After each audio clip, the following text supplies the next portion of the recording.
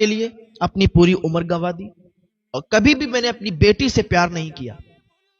ہر وقت، ہر ٹائم، ہر دن تم ہی تینوں سے پیار کیا، اور تم ہی تینوں میرے لیے بڑے معنی رکھتے ہو، کیونکہ مجھے پتا ہے کہ جب بھی مجھے کوئی ضرورت پڑے گی تو تم ہی تینوں کر سکتے ہو، میری بیٹی میرے لیے کچھ نہیں کر سکتی۔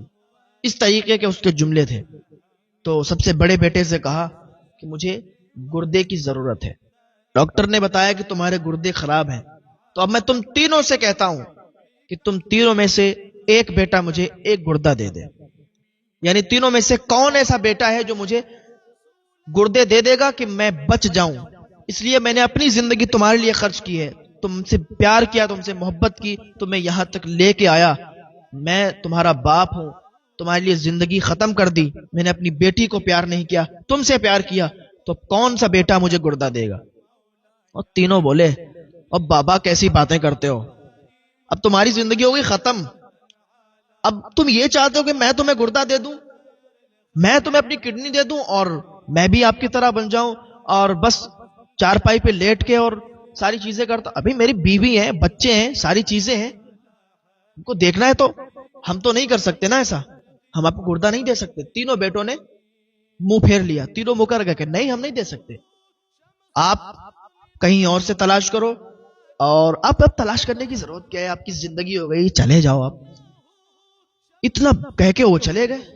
اب اس کا دل تو اور پھٹ گیا، ہم نے ساری زندگی اپنے بیٹوں کو پیار کیا، بیٹوں سے محبت کی، اس آس پہ ہمارے بیٹے ہمارے کام آئیں گے، ہم ان کے لیے کر رہے ہیں، ان کے لیے جی رہے ہیں۔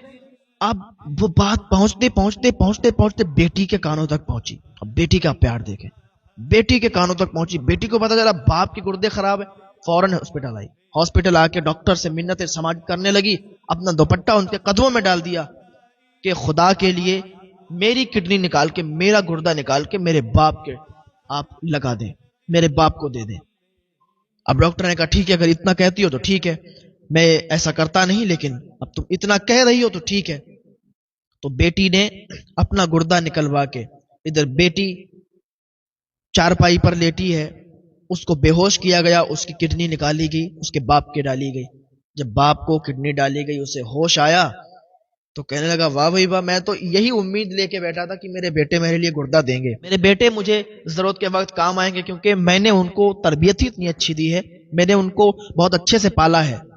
ہاں میری بیٹی اگر ہوتی ہے تو یہاں پر وہ مجھے گردہ نہیں دیتی۔ ڈاکٹر نے کہا کیا بات کر رہے ہو یار، تمہارے بیٹے جو تین، جن سے تم نے منتیں کی تھی کہ مجھے گردہ دے دو، وہ چلے گئے یہاں سے، اور تمہارے سامنے کہہ کے گئے تھے کہ ہم تمہیں گردے نہیں دے سکتے، ہماری